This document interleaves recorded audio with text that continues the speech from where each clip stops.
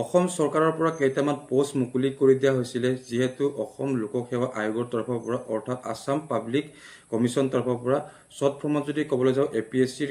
4 grade পোষ্টখিনি যিখিনি চতুৰ্থ বৰ্গৰ পোষ্টখিনি আপোনালোকৰ বাবে আগুৱাই দিয়া হৈছিল এডভাৰটাইজমেন্টটো ওলাইছিল সেই পোষ্টখিনিত আজিৰে পৰা আপোনালোকে এপ্লাই কৰিব পাৰিব অৰ্থাৎ যদি আপুনি অষ্টম শ্ৰেণী পাছ কৰি ৰাখিছে অৰ্থাৎ আপোনালোকে 8 পাছ যদি কৰিছে আপোনালোকে 8 পাছ কৰিলে তেনেহলে এই পোষ্টখিনিত আপোনালোকে এপ্লাই কৰিব পাৰিব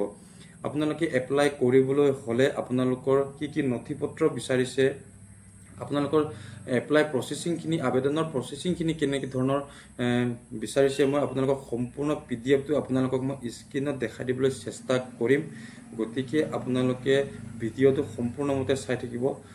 নমস্কাৰ বন্ধু বান্ধৱীসকল মোৰ অন্য এটি ভিডিঅলৈ আপোনালোকক পুনৰবাৰ স্বাগতম জনাইছো অৰ্থাৎ Assam public service commission short ফৰ্মত যদি ক'ব যাওঁ এপিএসসি তৰফৰ পৰা চতুৰ্থ বৰ্গৰ মতলব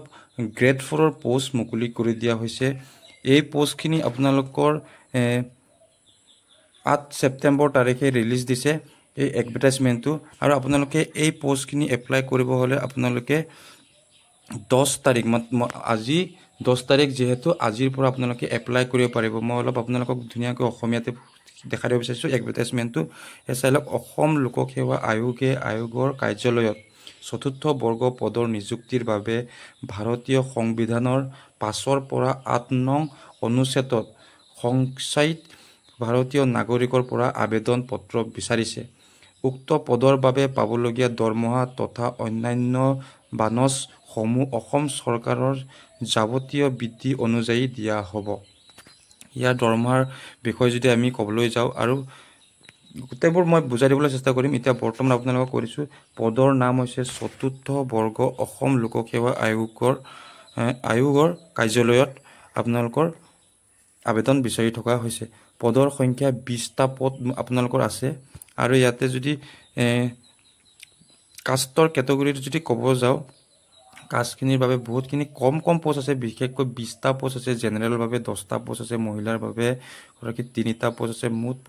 এনেকুৱা ধৰণৰ আৰু আপোনালোকৰ এসটিপিৰ কাৰণে আপোনালোকৰ মুঠ পদৰ সংখ্যা এটা পদ আছে এইচটিএছৰ কাৰণে এটা পদ আছে এনে ধৰণৰ পদবিলাক আছে যেহেতু এইখিনি পদ সকলোবোৰ পদখিনিৰ 20টা পদ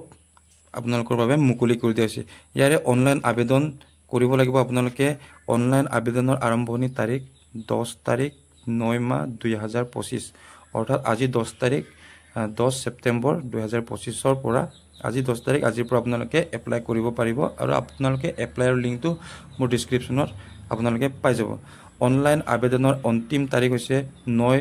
অক্টোবৰ অৰ্থাৎ 9 তাৰিখ 10 মাহ 2025 9 তাৰিখলৈকে আপোনালোকে আবেদন কৰিব পাৰিব আৰু আপোনালোকৰ আবেদনৰ মাচুল পৰিশোধৰ অন্তিম তাৰিখ হৈছে আপোনালোকে 11 তাৰিখ 10 মাহ 2025 11 তাৰিখে আপোনালোকে মাচুলৰ কিবাটো যদি আপোনালোকৰ চালানটো কাটিব লাগিব দৰমহাৰ কথা যদি আমি পাতিব যাওঁ 4 নম্বৰত ইয়াতে দৰমহাটো আপোনালোকৰ পে স্কেল গ্ৰেড পে আৰু এইবোৰ সকলোবোৰ ইয়াতে থাকিব আপোনালোকৰ দৰমহা থাকিব পে স্কেল থাকিব 12000 টকাৰ পৰা 52000 টকালৈকে আপোনালোক গ্ৰেড পে 3900 টকা আৰু পিবি পাব আপোনালোকে ঠিক আছে ঠিক এনে ধৰণৰ আপোনালোকে শিক্ষাগত অৰ্হতা যদি ক'ব যাওঁ ইয়াতে চাইলক আপোনালোকে নিয়ন্ত্ৰণ অষ্টম শ্ৰেণী উত্তীৰ্ণ হ'ব লাগিব আৰু আপোনালোকে এছএছএলসিৰ সমতুল্য পৰীক্ষা উত্তীৰ্ণ মতলব আপোনালোকে হায়াৰ সেকেন্ডাৰী পাছলৈকেহে এপ্লাই কৰিব পাৰিব যদি আপোনালোকৰ ডিগ্ৰী থাকে তেনেহলে আপোনালোকে এপ্লাই কৰিব নোৱাৰে গতিকে আপোনালোকে 8 পাছৰ পৰা আপোনালোকে হায়াৰ সেকেন্ডাৰী পাছলৈকেহে এই পদখিনিত আপোনালোকে এপ্লাই কৰিব পাৰিব আৰু আপোনালোকৰ যদি বয়সৰ কথা যদি ক'বলৈ যাওঁ আপোনালোকৰ বয়স হ'ব লাগিব 18 বছৰৰ পৰা 40 বছৰৰ ভিতৰত হ'ব লাগিব আৰু আপোনালোকে যি সকল এসসি এসটিৰ বাবে সেই সকলে 45 বছৰলৈকে এপ্লাই কৰিব পাৰিব কিয়তে 5 বছৰ আপোনালোকৰ 5 বছৰ আপোনালোকে ইয়াৰ ৰিলেচনৰ বয়সটো পাই যাব আৰু লগতে আপোনালোকৰ যি সকল অন্যান্য সকল আপোনালোকৰ ধৰণৰ চাহ জনজাতি আদিবাসী এই সকলে 3 বছৰ অৰ্থাৎ 43 ইয়াৰ্স লৈকে এপ্লাই কৰিবলৈ পাৰিব